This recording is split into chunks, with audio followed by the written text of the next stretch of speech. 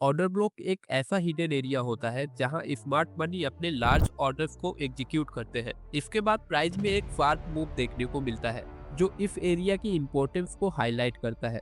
Price यहां uptrend में move करता है और अपने प्रीवियस हाई को ब्रेक कर देता है। प्राइस एक्शन के अकॉर्डिंग यहाँ एक सपोर्ट लेवल है। थोड़े टाइम बाद प्राइस अपर लेवल से रिजेक्शन पेश करता है और थोड़ा नीचे आता है।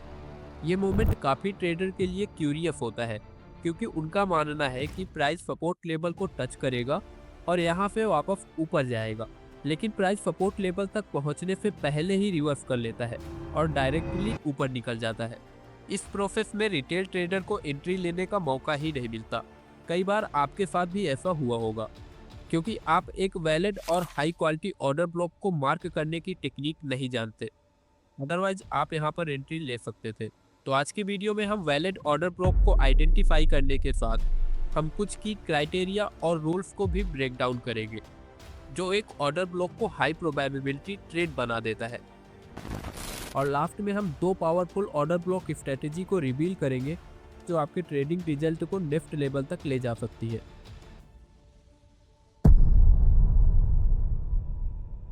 ऑर्डर ब्लॉक चार्ट का एक की एरिया होता है जहां सिग्निफिकेंट कैपिटल के साथ मार्केट में एंट्री करते हैं, यूजुअली बड़े बैंक, लार्ज इंस्टीट्यूशन के थ्रू, जिन्हें हम स्मार्ट मनी कहते हैं। क्योंकि ये बड़े कैपिटल के साथ ट्रेड करते हैं तो इनका एक्शन चार्ट पर नोटिफिबल प्राइस मूवमेंट करता है। अगर प्राइस किसी एरिया से शार्पली मूव कर रहा हो, जैसे कि इस एरिया से, इसका मतलब हो सकता है कि स्मार्ट मनी ने पोजीशन ली है।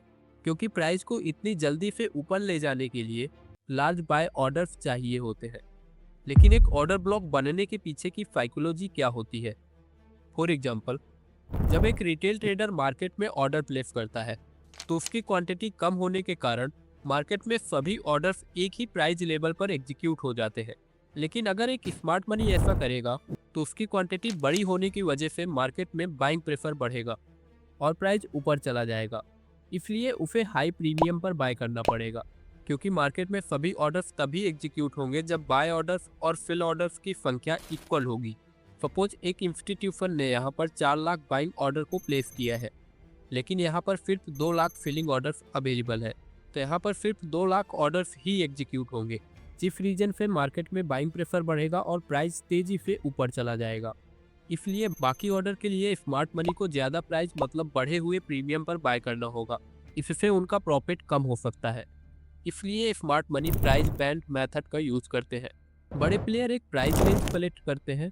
मान लीजिए स्मार्ट मनी को 40 से 50 की रेंज में 5 लाख ऑर्डर को एग्जीक्यूट करना है, तो वो सभी ऑर्डर को एक बार में ना एग्जीक्यूट करके एक ब्लॉक में ऑर्डर को प्लेस करता है। इससे होगा क्या, जैसे कि यहाँ पर सिर्फ 2 लाख फिलिंग ऑर्डर अवेलेबल है तो सिर्फ 2 लाख ऑर्डर ही एग्जीक्यूट होंगे और प्राइस ऊपर चला जाएगा। फिर से स्मार्ट मनी प्राइस को इस रेंज में लाते हैं और अगली बार जब प्राइस इस लेवल में आएगा तो सभी पेंडिंग ऑर्डर्स ऑटोमेटिक एग्जीक्यूट हो जाएंगे। इसी को हम ऑर्डर ब्लॉक कहते हैं। इस प्रोसेस के लिए आप ऑर्डर ब्लॉक को एक डिमांड और सप्लाई जोन कह सकते हैं। एक वैलिड ऑर्डर ब्लॉक को मार्क करने के पीछे का लॉजिक सिर्फ इतना होता है कि जब प्राइस वापस उस लेवल पर आता है तो सभी पेंडिंग ऑर्डर एग्जीक्यूट हो जाते हैं। इस रीजन से प्राइस उस लेवल पर रिएक्ट करता है और हम एक एंट्री प्लान कर सकते हैं। लेकिन एक एंट्री प्लान करने से पहले ऑर्डर ब्लॉक के टाइप्स को जानना होगा। ऑर्डर ब्लॉक दो तरह के होते हैं, बुलिश ऑर्डर ब्लॉक और bearish order block. Bullish order block वो एरिया है जो लास्ट बियरिश कैंडल के अराउंड होता है और एक स्ट्रॉन्ग बुलिश मूव से पहले बनता है। इसके बाद प्राइस तेजी से ऊपर बढ़ते वक्त एक valid break of structure create करता है। अगर आप नहीं जानते ब्रेक ऑफ स्ट्रक्चर क्या होता है तो आप हमारी इस मार्केट स्ट्रक्चर वीडियो को देख सकते हैं। नाउ बियरिश ऑर्डर ब्लॉक वो एरिया है जो प्राइस के एक शार्प और सिग्निफिकेंट नीचे की तरफ मूव करने से पहले लास्ट बुलिश कैंडल के अराउंड होता है और जिसके बाद प्राइस नीचे गिरते हुए ब्रेक ऑफ स्ट्रक्चर करता है। इतना समझने के बाद बहुत सारे रिटेल ट्रेडर चार्ट पर ऑर्डर ब्लॉक को आइडेंटिफाई तो कर लेते हैं, लेकिन अक्सर वो बिना किसी सॉलिड स्ट्रेटेजी या फिर रूल के काम करते हैं जो उन्हें गलत डायरेक्शन में ले जा सकता है। इसलिए एक वैलिड और रिलायबल ऑर्डर ब्लॉक को आइडेंटिफाई करने के लिए इन 4 रूल्स को समझना और फॉलो करना जरूरी है। चलिए स्टेप बाय स्टेप इन्हें डिटेल में समझते हैं। लिक्विडिटी स्वीप समझिए। अगर लास्ट बियरिश कैंडल ने अपने पहले वाली कैंडल के लो को तोड़ दिया है और लिक्विडिटी को स्वीप किया है तो ये एक वैलिड ऑर्डर ब्लॉक बनता है। लेकिन अगर कैंडल का लो तोड़ने के बजाय वही रुक गया हो तो ये ऑर्डर ब्लॉक इनवैलिड होगा। सिर्फ वही ऑर्डर ब्लॉक काम के होते हैं जो लिक्विडिटी को तोड़ कर दिखाते हैं। क्लियर है ना? ऑर्डर ब्लॉक के बाद अगर प्राइस में इनइफिशियंसी देखने को मिले तो उसे वैलिड ऑर्डर ब्लॉक माना जाता है। इनइफिशियंसी को मार्क करने के लिए आपको ऑर्डर ब्लॉक कैंडल के हाई पॉइंट और थर्ड कैंडल के लो पॉइंट के बीच के गैप को मार्क करना होता है। लेकिन अगर प्राइस इम्बैलेंस भर चुका हो, मतलब पहले कैंडल का हाई और तीसरी कैंडल के लो ओवरलैप करते हैं, तो वो ऑर्डर ब्लॉक इम्बैलिड हो जाता है। Mitigated order block. एक ऑर्डर ब्लॉक तब तक वैलिड होता है जब तक प्राइस उस जोन में टैप नहीं करता। जैसे ही प्राइस उस जोन में टैप कर लेता है वो ऑर्डर ब्लॉक इनवैलिड हो जाता है। और एक ऑर्डर ब्लॉक सिर्फ एक ही बार यूज में आता है, उसके बाद वो ऑर्डर ब्लॉक इनवैलिड हो जाता है। ट्रेडिंग का एक सिंपल मंत्र है, untouched zone hold the most power. Break of structure. Price जब अपने पुराने हाई को ब्रेक करके एक क्लियर ब्रेक ऑफ स्ट्रक्चर करता है तो ये एक पावरफुल ऑर्डर ब्लॉक क्रिएट करता है। लेकिन अगर ब्रेकआउट सिर्फ एक फेक मूव या फिर इंड्यूसमेंट के लिए हो तो ये वीक और अनरिलायबल होगा। कोई भी ऑर्डर ब्लॉक तभी वैलिड होता है जब उसके बाद या तो एक स्ट्रक्चर का ब्रेक हो या फिर मार्केट में एक कैरेक्टर चेंज दिखाई दे। चलिए एक एग्जांपल से समझते हैं। प्राइस एक स्ट्रॉन्ग अपवर्ड मूव दिखा रहा है जिसकी लास्ट कैंडल अपने लो को ब्रेक करके लिक्विडिटी को स्वीप करती है और यहाँ इनइफिशियंसी भी देखने को मिलती है।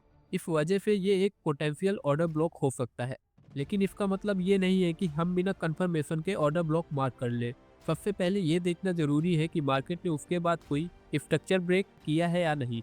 अगर हम यहाँ देखें तो प्राइस ने अभी तक स्ट्रक्चर ब्रेक नहीं किया क्योंकि पुराना हाई अभी तक ब्रेक नहीं हुआ। इस वजह से हमें थोड़ा वेट करना होगा। फाइनली प्राइस पिछले हाई को तोड़ता है और एक स्ट्रक्चर को ब्रेक करता है। अब हम अपना ऑर्डर ब्लॉक ड्रॉ कर सकते हैं। प्राइस फिर से एक स्ट्रॉन्ग अपवर्ड मूव करता है जो इनबैलेंस के साथ होता है और ब्रेक ऑफ स्ट्रक्चर के साथ हायर हाई बनाता है। ये कंडीशन एक और वैलिड ऑर्डर ब्लॉक को डिफाइन करती है जिसको अब हम कॉन्फिडेंटली ड्रॉ कर सकते हैं। तो चलिए एक और एग्जांपल पर नज़र डालते हैं। इस चार्ट में प्राइस हायर हाई और हायर लोज बना रहा होता है।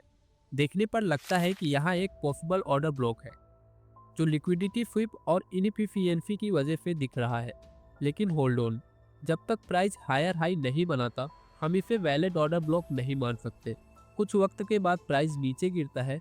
अगर आप ध्यान से देखें तो रेड कैंडल के सिग्निफिकेंट डाउनवर्ड मूवमेंट के साथ इनएफिशिएंसी भी दिख रही है और फिर प्राइस प्रीवियस स्ट्रक्चर के लो को तोड़ता है और लोअर लो बनाता है। यहाँ एक चेंज ऑफ कैरेक्टर होता है जो क्लियरली दिखाता है कि मार्केट स्ट्रक्चर अब डाउन ट्रेंड में शिफ्ट हो चुका है और एक पॉसिबल ऑर्डर ब्लॉक बनता है।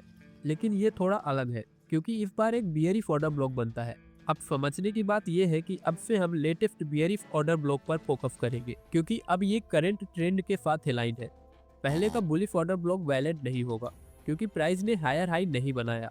लेकिन ये बियरिश ऑर्डर ब्लॉक तो वैलिड है क्योंकि इसने एक clear change of character establish किया है। लाइव मार्केट में ट्रेंड के साथ ऑर्डर ब्लॉक को मार्क करें, इससे ऑर्डर ब्लॉक की स्ट्रेंथ और रिलायबिलिटी बढ़ जाती है। ये अप्रोच आपको हाई प्रोबेबिलिटी ट्रेड लेने में मदद करती है और गलत ट्रेड के चांसेस कम कर देती है। And most important thing, order block को आप किसी भी मार्केट में हर एक टाइम फ्रेम पर ट्रेड कर सकते हैं। बस जितना बड़ा टाइम फ्रेम होगा ऑर्डर ब्लॉक की स्ट्रेंथ उतनी ज्यादा होगी। अब वक्त आ गया है दो सबसे पावरफुल और इफेक्टिव स्ट्रेटेजी को रिवील करने का जो आपके प्रॉफिट को न सिर्फ बूस्ट करेगी बल्कि आपके ट्रेडिंग अप्रोच को पूरी तरह से ट्रांसफॉर्म कर देगी। इन स्ट्रेटेजी को अपनाकर आप अपने ट्रेडिंग रिजल्ट को कंसिस्टेंट और हाई प्रॉफिटेबल बना सकते हैं। इंड्यूसमेंट ट्रैप एक ऐसा यूनिक ट्रेडिंग सेटअप है जो माइनर लेवल और मेजर ऑर्डर ब्लॉक के बीच के इंटरेक्शन को टारगेट करता है। मान लीजिए नीचे एक मेजर ऑर्डर ब्लॉक बन रहा है और उसके थोड़ा ऊपर एक माइनर की लेवल डेवलप हो रहा है जो प्राइस के बार बार रिजेक्ट होने के बाद फॉर्म होता है। इस माइनर की लेवल को इंड्यूसमेंट कहा जाता है।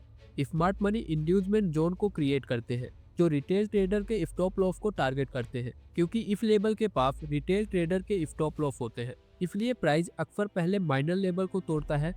ऐसे सिनेरियो में जो ट्रेडर माइनर लेवल पर बाइंग करते हैं उनके स्टॉप लॉस ट्रिगर हो जाते हैं और जब स्टॉप लॉस एक्टिवेट होते हैं तो फीलिंग प्रेशर बढ़ जाता है। स्मार्ट मनी इस मोमेंट का यूज करके अपने बाइंग ऑर्डर को फिल करते हैं और लोअर प्राइजेस पर एंट्री लेते हैं। इसलिए वहां पे प्राइस फ्रीक्वेंटली रिवर्स होता है और इस स्ट्रेटजी को इंड्यूसमेंट ट्रैप कहा जाता है। अगर आप देखें कि एक माइनर की लेवल मेजर ऑर्डर ब्लॉक के करीब फॉर्म हो रहा है, तो आप अपनी एंट्री मेजर ऑर्डर ब्लॉक के मिड पॉइंट पर प्लान कर सकते हैं। तो चलिए एक लाइव एग्जांपल पे समझते हैं। चार्ट पर प्राइस एक सिग्निफिकेंट अपवर्ड मूव करता है, जो इनएफिशिएंसी के साथ लिक्विडिटी को फ्लिप किया है और एक वैलिड ऑर्डर ब्लॉक क्रिएट करता है। इस अपवर्ड मूव के बाद प्राइस एक इंड्यूसमेंट जोन बनाता है, जो मल्टीपल रिजेक्शन के साथ शेप लेता है। लाइव मार्केट में इंड्यूसमेंट एक प्राइस लेवल में ना होकर थोड़ा ऊपर नीचे हो सकता है। इस सिनेरियो में आप ऑर्डर ब्लॉक के मिडिल पॉइंट में लिमिट बाय ऑर्डर प्लेस करेंगे, और जब प्राइस नीचे आएगा इंड्यूसमेंट जोन को तोड़ते हुए ऑर्डर ब्लॉक पर टच करेगा, तो आपका ट्रेड ट्रिगर होगा। स्टॉप लॉस आपका ऑर्डर ब्लॉक के नीचे होगा, और प्रॉफिट के लिए आप 1:2 का रेशियो रख सकते हैं, या फिर इंड्यूसमेंट जोन को भी टारगेट लेवल की तरह कंसीडर कर सकते हैं। इंड्यूसमेंट ट्रैप के बाद आपको कभी कभी बड़े मूव्स देखने को मिलते हैं और कभी कभी छोटे मूव्स देखने को मिलते हैं। एक और एग्जांपल पे समझिए। ये निफ्टी का 5 मिनट टाइम फ्रेम का चार्ट है, जो दिखाता है कि प्राइस ब्रेक ऑफ स्ट्रक्चर करके ऊपर की तरफ मूव करता है, जो इनएफिशिएंसी के साथ लिक्विडिटी को फ्लिप किया है। ये सभी कंडीशन मिलके एक वैलिड ऑर्डर ब्लॉक बनाती है, और इन कैंडल्स को हम इनफाइट कैंडल के रूप में ट्रेड करते हैं। आगे चल के प्राइस एक इंड्यूसमेंट लेवल क्रिएट करता है। आप देख सकते हैं कि प्राइस इस लेवल पर मल्टीपल टाइम रिजेक्ट हुआ है, जिससे एक ट्रैप का इन्वायरमेंट बनता है। फिर प्राइस इंड्यूसमेंट लेवल को तोड़ने से पहले सेलर की स्टॉप लॉस को हिट करता है, और तोड़ने के बाद बायर्स की स्टॉप लॉस को हिट करता है। ये प्रोसेस लिक्विडिटी को कलेक्ट करने के लिए होता है, और प्राइस जैसे ही अपने मेजर ऑर्डर ब्लॉक पर आता है, तो सभी पेंडिंग ऑर्डर एग्जीक्यूट हो जाते हैं और मार्केट में बाइंग प्रेशर क्रिएट होता है।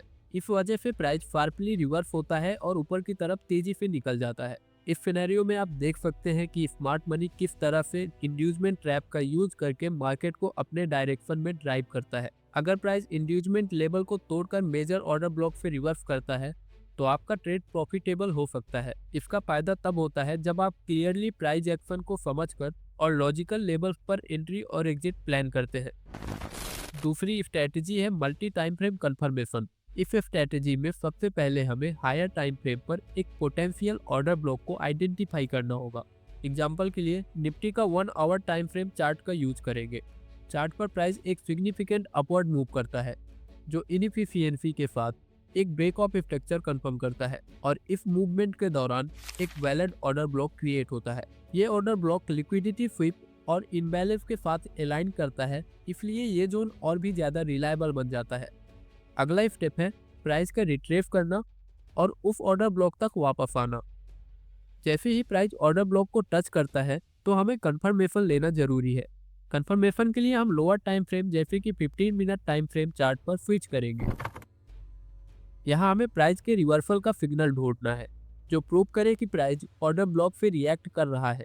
कंफर्मेशन के लिए आप मल्टीपल टूल्स का यूज कर सकते हैं, जैसे कि कैंडलस्टिक पैटर्न, MACD डाइवर्जेंस और मार्केट स्ट्रक्चर बोफ और चौक का यूज कर सकते हैं। मेरा पर्सनल फेवरेट कंफर्मेशन है बुलिश इंगल्फिंग पैटर्न, जो सिंपल और इफेक्टिव होता है। और जब आपको कंफर्मेशन मिल जाता है, तो आप यहाँ पर एंट्री ले सकते हैं। अगर ऑर्डर ब्लॉक बड़ा है, तो उस केस में आप मिड पॉइंट में स्टॉप लॉस रख सकते हैं और अपना target 2x risk and reward ratio पर सेट करें। आप देख सकते हैं कि ये स्ट्रेटेजी कंसिस्टेंटली प्रॉफिटेबल हो सकती है अगर आप इसे सिस्टमैटिकली अप्लाई करें। तो आज के लिए यही तक। Thanks for watching. I will see you in the next video.